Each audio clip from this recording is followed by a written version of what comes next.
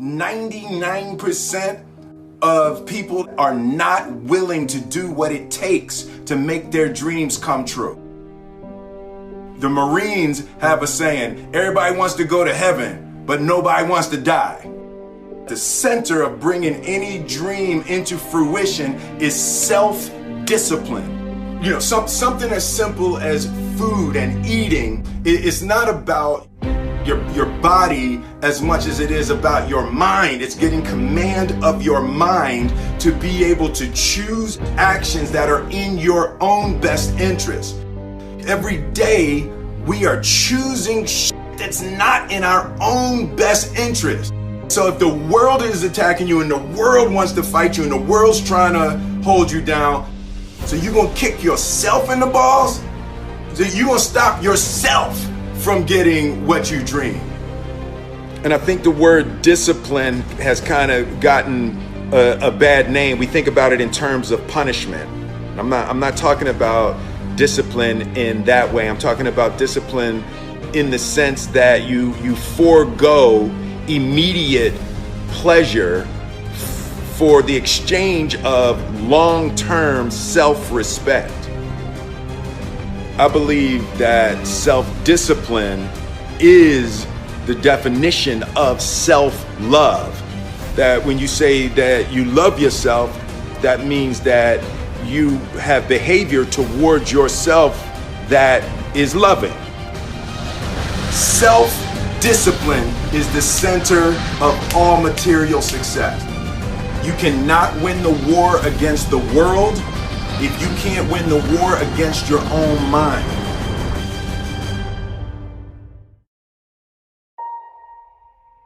Self-love is when you say to yourself, oh man, look, I know you and that girl got a real connection. I know y'all vibe, but that's your girl's cousin. So I love you too much to let you do that.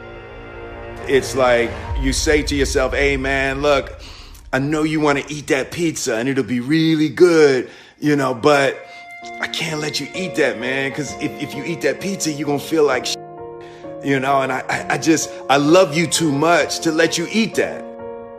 Self-love is, hey, look, I know you got a test on Monday, you know, and I know you really want to go out with your friends. It's Saturday night, you want to go out, but if you fail that test, you're not going to feel good about yourself. You know, I love you too much to let you go out tonight. Self-discipline is self-love.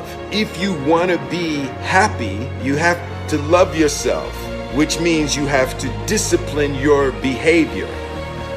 The road to sustained happiness is through disciplining your behavior. We tend to base our self-esteem on what other people think.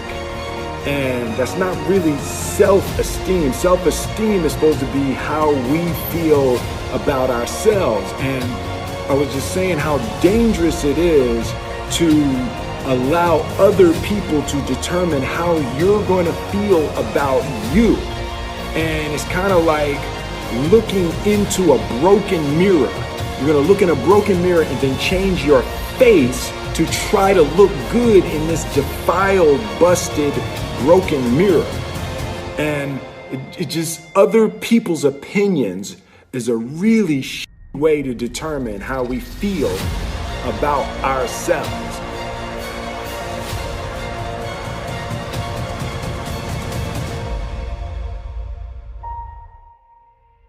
It don't matter whose fault it is that something is broken if it's your responsibility to fix it. For example, it's not somebody's fault if their father was an abusive alcoholic, but it's for damn sure their responsibility to figure out how they're going to deal with those traumas and try to make a life out of it. It's not your fault if your partner cheated and ruined your marriage, but it is for damn sure your responsibility to figure out how to take that pain and how to overcome that and build a happy life for yourself. Fault and responsibility do not go together. It sucks, but they don't. When something is somebody's fault, We want them to suffer. We want them punished. We want them to pay. And we want it to be their responsibility to fix it. But that's not how it works, especially when it's your heart. Your heart, your life, your happiness is your responsibility and your responsibility alone. The definition of who I am is very clear to me, and it also redefines who I want to be, in that I know for a fact that I'm stronger than I thought I was. You know, you can't help but ask yourself the question, what would I do if I was in Muhammad Ali's shoes? I'm motivated by fear. I hate being scared to do something.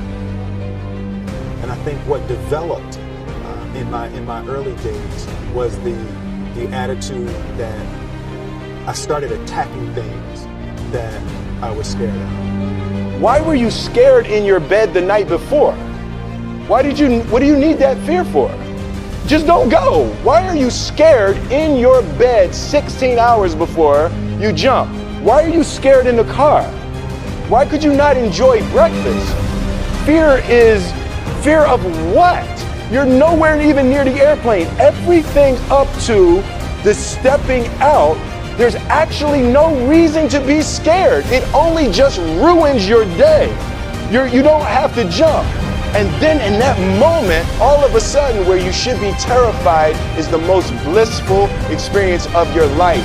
And God placed the best things in life on the other side of terror.